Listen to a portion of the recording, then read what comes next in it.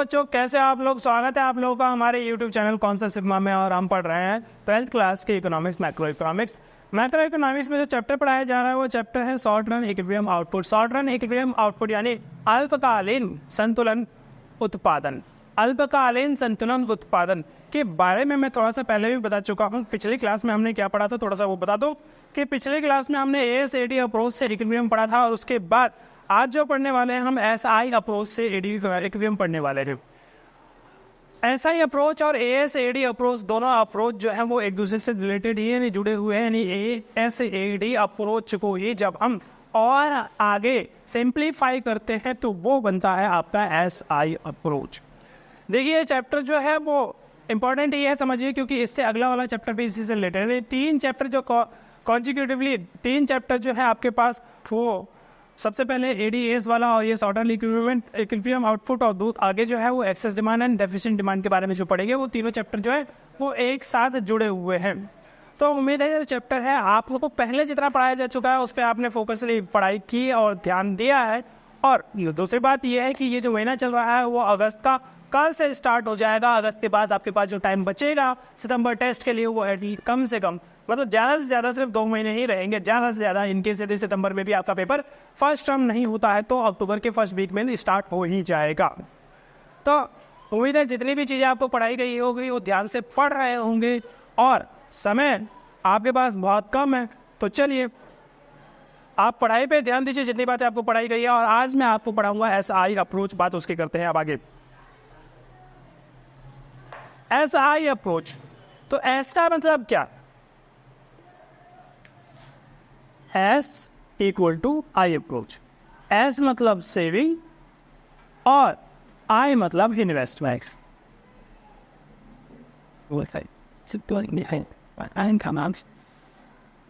तो जहां आपका सेविंग बराबर हो जाए इन्वेस्टमेंट के, वो स्थिति क्या कहलाएगी? इक्विलिब्रियम GDP, यानी अर्थव्यवस्था उस समय असंतुलन की स्थिति में होगा। अब ये SI अप्रोच जो है असल में डेरिवेशन है ASAD अप्रोच का ही, यानी ASAD अप्रोच को ही डिराइव करके हमने SI अप्रोच बनाया है। कैसे? एक बात बताइए, मैंने आपको पढ़ाया है ASAD अप्रोच के अनुसार जब AS बराबर होगा AD के तो अर्थव्यवस्था संतुलन की स्थिति में होगी। बट AS का मतलब क्या होता है? AS का मतलब होता है C+I, यानी AS के कंपोनेंट C+S, और AD का कंपोनेंट होता है C+I। यदि C दोनों साइड कॉमन है तो वो काट दिया जाए तो हमारे पास बचता है S इक्वल टू I। कहने का मतलब यदि आप ASAD बराबर नहीं करते तो आप SI भी बराबर करके अर्थव्यवस्था को संतुलित कर सकते हैं। अब S और I जहां बराबर होंगे वो स्थिति कहलाएगी संतुलन की स्थिति, GDP इक्विलिब्रियम की स्थिति। चलिए मैं अब एक एग्जाम्पल लूंगा, बात उसकी करेंगे। सुनिए, हमारे पास इनकम का एक कॉलम है, उसके बाद हमारे पास कंजम्पशन का कॉलम है,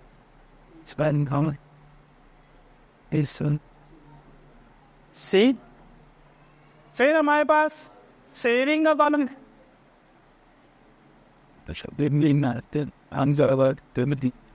और इन्वेस्टमेंट का कॉलम।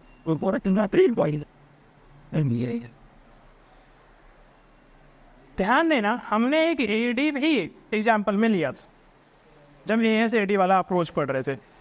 ध्यान से देखेंगे ना, मैं एक एक चीज बिल्कुल ऐसे समझाऊंगा कि आपको पूरा कॉन्सेप्ट समझ में आएगा। तो आपका इनकम 0, 20, 40, 60, 80, 100, 120, 140। तो ये इनकम है जो धीरे धीरे बढ़ रहा है। कंजम्पशन 30, 40 हुआ, 50 हुआ, 60 हुआ, 70 हुआ, 80 हुआ, 90 हुआ, 100। सेविंग, भाई सेविंग कैसे निकलती है? सेविंग निकलती है इनकम में से कंजम्पशन माइनस करके। इनकम में से यदि कंजम्पशन माइनस कर दिया जाए तो जो बचेगा वो सेविंग है। तो इनकम आपका 0 माइनस कंजम्पशन -30 -20 -10 -0, सॉरी 0 ही होता, माइनस क्या होगा, और ये 10 और ये 20 30 और 40। तो ये जो बात मैंने बताई ये सेविंग है। कैसे निकला सेविंग? भाई कुछ नहीं, घटा के निकाल दिया और कुछ दिमाग नहीं लगाया हमने। अच्छा, उसके बाद बात करते हैं हम कि हमारा एडी क्या था। अरे वहाँ तो इन्वेस्टमेंट लिखा है मैंने, नहीं कोई नहीं, इन्वेस्टमेंट लिखा है, पर हम पुराने एग्जाम्पल के हिसाब से एडी देखेंगे कि एडी क्या था। तो एडी जो मैंने लिया था वो लिया था हमने 50 60 70 80 90 100 120, सॉरी 110 कहाँ गया, 110 100। अब एडी के दो कंपोनेंट होते भाई, सी प्लस आई। अब एडी पूरा दे रखा है आपको और सी भी दे रखा है, तो क्या इन्वेस्टमेंट बता सकते हो? बिल्कुल। 50 में से आप 30 घटाइए, इन्वेस्टमेंट कितना? 20। 60 में से आप 40 घटाइए, इन्वेस्टमेंट कितना? 20। 70 में से 50 घटाइए, इन्वेस्टमेंट कितना? 20। 80 में से 60 घटाइए, इन्वेस्टमेंट कितना? 20। 90 में से 70 घटाइए, इन्वेस्टमेंट कितना? 20। यानी हर पॉइंट पे इन्वेस्टमेंट सेम, हमेशा इन्वेस्टमेंट बराबर रहती है।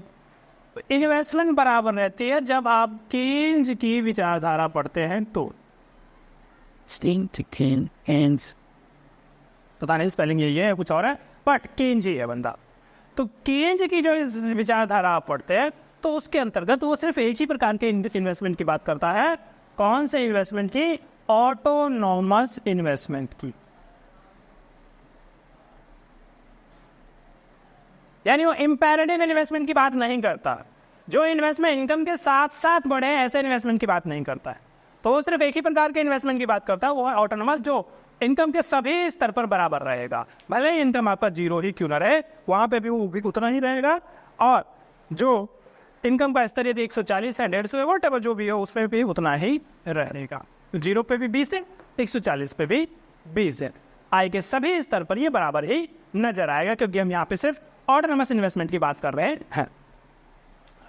अब मैंने जो बताया था AS/AD अप्रोच के अनुसार, तो मैंने कहा था कि इनकम जो होता है ना वही AS होता है, इनकम ही AS होता है। 45 डिग्री एंगल वाला ही AS होता है, क्योंकि AS को GDP कहते हैं और GDP को इनकम कहते हैं, वही चीज। तो जहां AS बराबर होगा AD के, ध्यान दे लो, यहां पे दोनों बराबर है, AS 100 है और AD भी 100। तो ऐसे स्थिति को कहेंगे हम संतुलन GDP as per AS/AD approach. But ध्यान दीजिए, इसी जगह पे सेविंग और इन्वेस्टमेंट भी बराबर है। वेट, इसी जगह पे सेविंग और इन्वेस्टमेंट भी बराबर है। अब देखिए यहां 100 जो है AD है और 100 जो है वो इनकम है। दोनों 100 और 100 इस जगह पे इक्विलिब्रियम हो गया, संतुलन। तो AS/AD अप्रोच के अनुसार जहां AS बराबर हो जाए AD के, वो संतुलन है। भाई आप मेथड बदल दोगे पर संतुलन थोड़ी बदल दोगे। तो आपने क्या कहा, हम AS/AD चेक नहीं करेंगे, तो क्या चेक करेंगे? सिर्फ AS और I। तो AS और I चेक कर लो, बात वही पड़ेगी। AS और I चेक कर लो, बात वही पड़ेगी। AS और I जहां बराबर होंगे तो AS और I भी वहीं बराबर हैं जहां पे AS और AD बराबर है। ठीक है, तो AS/AD अप्रोच से बनाइए या फिर SI अप्रोच से बनाइए, दोनों में अर्थव्यवस्था समान स्तर पर संतुलित होगी। चलिए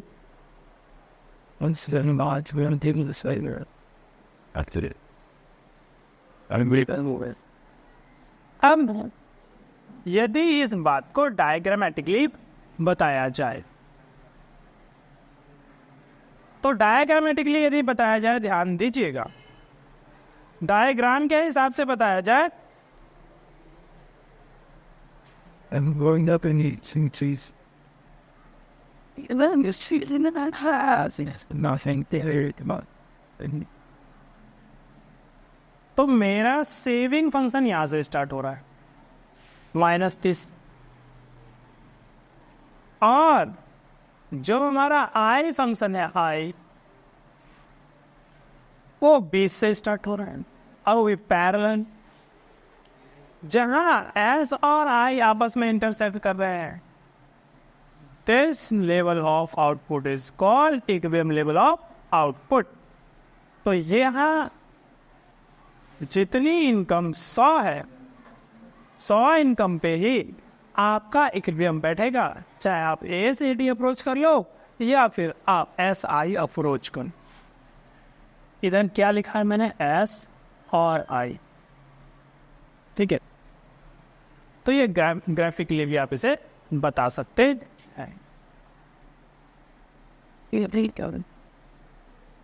अब इस संतुलन को आप लिख दीजिए।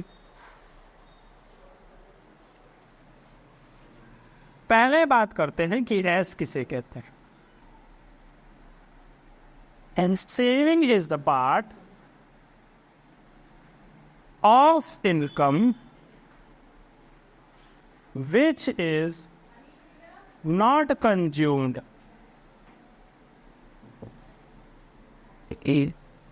आज तो saving is the part of income which is not consume, यानी आय का वह हिस्सा जो आपने उपभोग नहीं किया, वो बच गया, वो सेविंग है।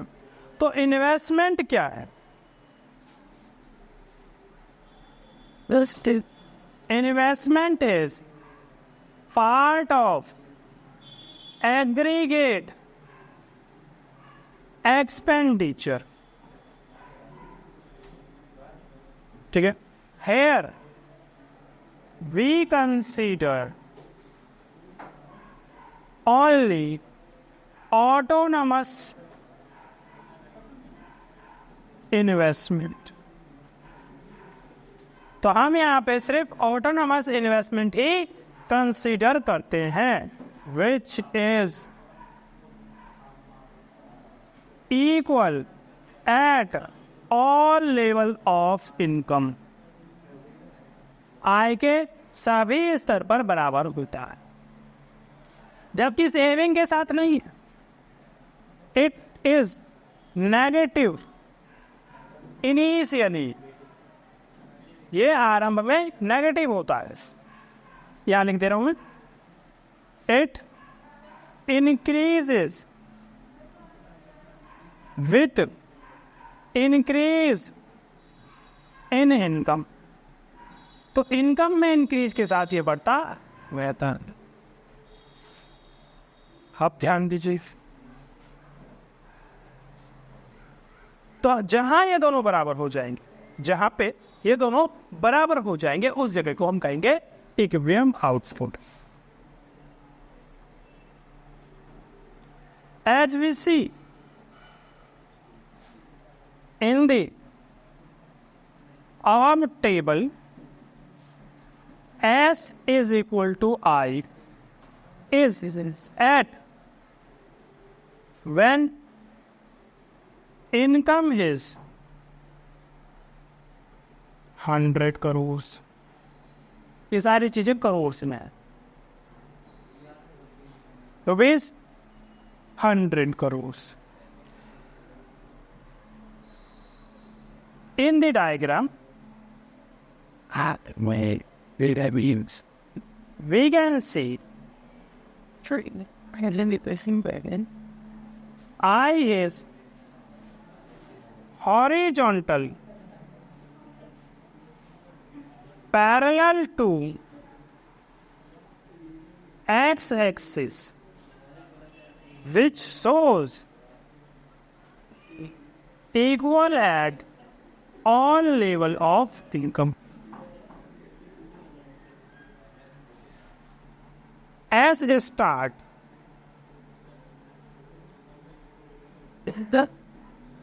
from negative on y-axis, I and S intersect at point A, which is equilibrium point, and 100 crores is equilibrium level of output. I think this material, I mean, अगर ठीक है, तो इतनी बातें आपको लिखनी। अब सुन लीजिए, यदि किसी को लगता हो कि भाई ये इंग्लिश में है, मुझे समझ में नहीं आ रहा, तो मैं हिंदी इसको वैसे ही बता देता हूँ, आप लिख लीजिए मेरी बातें सुन सुन के, ठीक है। Saving is the part of income which is not consume. बचत आय का वह हिस्सा है जिसका उपभोग नहीं किया गया। यह आरंभ में ऋणात्मक होता है, परंतु आय के बढ़ने के साथ साथ ये भी बढ़ता जाता है। फिर एक बिंदु के बाद ये धनात्मक हो जाता है, जो कि इस बिंदु है, इस बिंदु के बाद ये धनात्मक हो जाता है। उसके बाद बात करते हैं इन्वेस्टमेंट की। इन्वेस्टमेंट जो है एग्रीगेट एक्सपेंडिचर का एक हिस्सा है, यानी जितना भी हमारे पास एक्सपेंडिचर है उस एक्सपेंडिचर का एक छोटा सा हिस्सा इन्वेस्टमेंट भी है। तो दो हिस्सों में हम एग्रीगेट एक्सपेंडिचर को तोड़ते हैं, एक कंजम्पशन और दूसरा इन्वेस्टमेंट, ठीक है। तो इन्वेस्टमेंट समग्र आय, समग्र व्यय का एक हिस्सा है।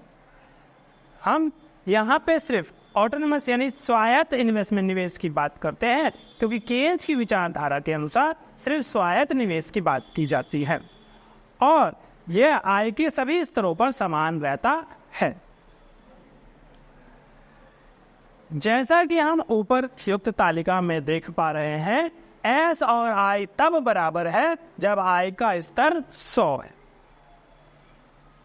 डायग्राम में यदि हम देखें तो आई जो है horizontal parallel to X axis है, जो कि यह बताता है कि यह स्वायत्त निवेश, और एस जो है आरंभ में वाई एक्सिस से नेगेटिव से स्टार्ट होता है, यानी ऋणात्मक से शुरू होता है, आरंभ होता है, और एक निश्चित बिंदु के बाद यह धनात्मक हो जाता है, ठीक है। आई और एस आपस में एक दूसरे को बिंदु ई पर काटते हैं। जहां बिंदु ई पर ये एक दूसरे को काटते हैं उसे आप संतुलन बिंदु कहते हैं, विच इज इक्विलिब्रियम पॉइंट। और आय का संतुलन स्तर 0 से लेके 100 तक, यानी 100 करोड़ से 100 करोड़ पे हमारा अर्थव्यवस्था जो है वो संतुलन की स्थिति में रहता है, ठीक है। तो ये हो गई बात तुम्हारी हिंदी की। ध्यान दीजिए, तो हमने कहा कि भाई जब एस बराबर हो जाए आई के तो अर्थव्यवस्था संतुलन, और बराबर ना हो तो असंतुलन। अच्छा, बराबर नहीं होगा तो क्या हो सकता है, या तो एस ज़्यादा होगा या फिर एस कम होगा, यही हो सकता है संतुलन में। हाँ, तो यदि एस ज़्यादा है और आई कम है तो इसका मतलब बचत ज़्यादा है और निवेश कम है। बचत ज़्यादा है निवेश कम है का अर्थ है, सुनिए, कि हम बेटा इधर, कि हम अधिकतर बचाते हैं और खर्च कम कर रहे हैं। हाँ जी, तो एस यदि ज़्यादा है और निवेश कम है तो इसका मतलब कि लोग बचाते तो ज़्यादा हैं पर इन्वेस्टमेंट कम करते हैं, यानी खर्चा कम करते हैं। यदि खर्चा कम करेंगे तो एग्रीगेट एक्सपेंडिचर यानी टोटल एक्सपेंडिचर जो है वो कम हो जाएगा। टोटल एक्सपेंडिचर कम होने का मतलब कि डिमांड कम हो जाएगी, और डिमांड कम होने का मतलब जो है कि आउटपुट तो ज़्यादा है, बल्कि आउटपुट तो ज़्यादा है, यानी एक्चुअल आउटपुट तो ज़्यादा है, बट उसके लिए खरीदने वाले लोग कम है, एक्सपेंडिचर कम है। ऐसी स्थिति में आपके पास रह जाएगा अनसोल्ड स्टॉक, यानी बिना बिका हुआ माल। ध्यान दीजिए, इसको मैं लिखवा ही देता हूँ तब ज़्यादा समझ में आएगा।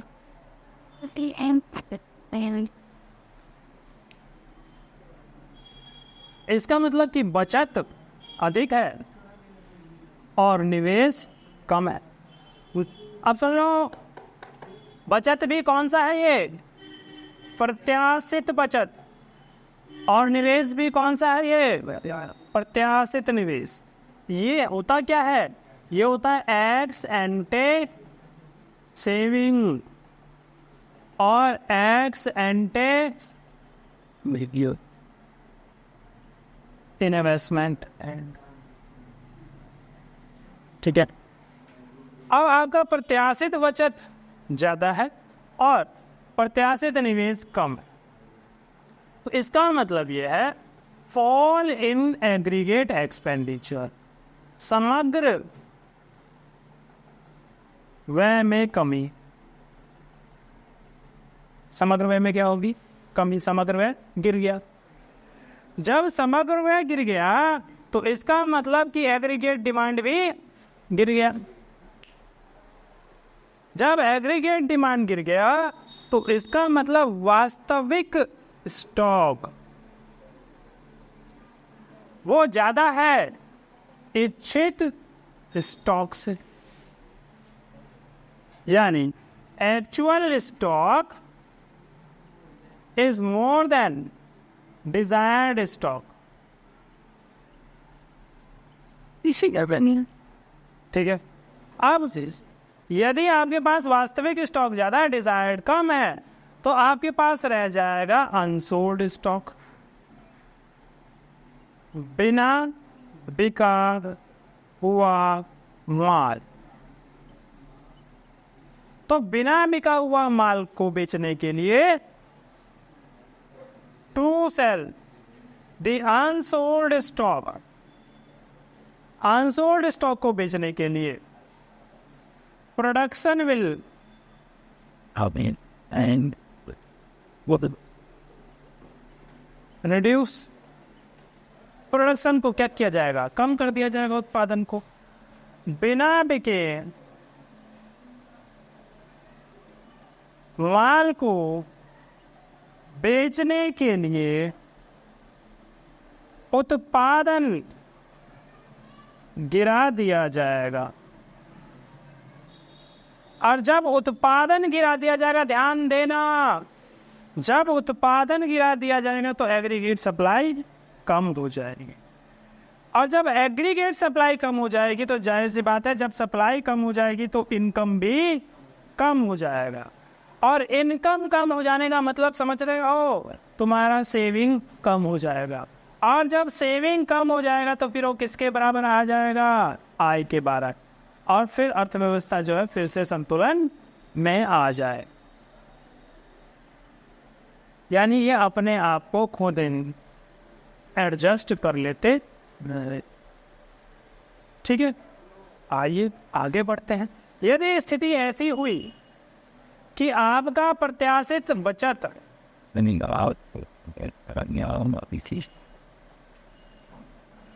प्रत्याशित निवेश से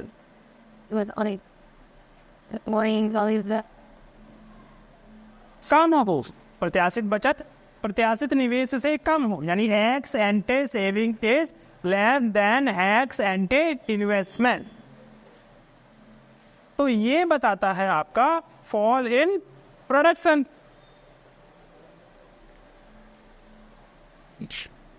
without it. If you really don't know, you have to your calculation onto the backside. It implies Oh, that indeed. I want to evaluate that we had on. Now, production is less than aggregate expenditure। इससे ये पता लगता है कि उत्पादन समग्र व्यय से कम है, और जब समग्र व्यय से उत्पादन कम है तो इसका मतलब कि एग्रीगेट डिमांड ज़्यादा है, लोग खरीदना ज़्यादा चाहते हैं, जबकि बनाया कम गया है या बनाया कम जा रहा है, तो एग्रीगेट डिमांड ज़्यादा है। यदि आपका एग्रीगेट डिमांड ज़्यादा है तो इसका मतलब वास्तविक स्टॉक जो है वो लेस देन है इच्छित स्टॉक से। एक्चुअल स्टॉक आपके डिजायर्ड स्टॉक से कम है। तो ऐसी स्थिति में लॉस ऑफ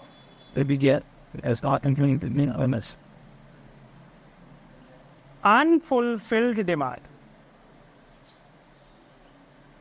बिना पूर्ति के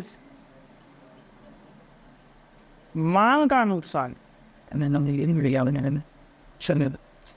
ठीक है, जब बिना पूर्ति के मांग का नुकसान होगा तो प्रोडक्शन को बढ़ाया जाएगा, उत्पादन में वृद्धि की जाएगी। जब उत्पादन में वृद्धि की जाएगी तो आपका एग्रीगेट सप्लाई जो है वो बढ़ जाएगा। जब एग्रीगेट सप्लाई बढ़ जाता है तो फिर आपका इनकम भी बढ़ जाएगा। इनकम बढ़ जाने की वजह से सेविंग भी बढ़ जाएगा, और सेविंग बढ़ जाने की वजह से सेविंग जो है बराबर हो जाएगा आय के, यानी संतुलन फिर से स्थापित हो जाएगा। यानी कि इस प्रकार से आपस में एडजस्ट कर लेते हैं एक दूसरे। आ गई बात समझ? चलिए, तो उम्मीद है SI अप्रोच आपको समझ में आ गया होगा। अगली क्लास में आपको हम इससे आगे बताएंगे, और वो बताएंगे मल्टीप्लायर के बारे में, इन्वेस्टमेंट मल्टीप्लायर के बारे में। तो जितनी बातें आपको बताई गई है वो समझ में आया होगा। आप वीडियो देखिए, लाइक कीजिए, शेयर कीजिए, और हाँ, पढ़ाई जारी रखिए। धन्यवाद।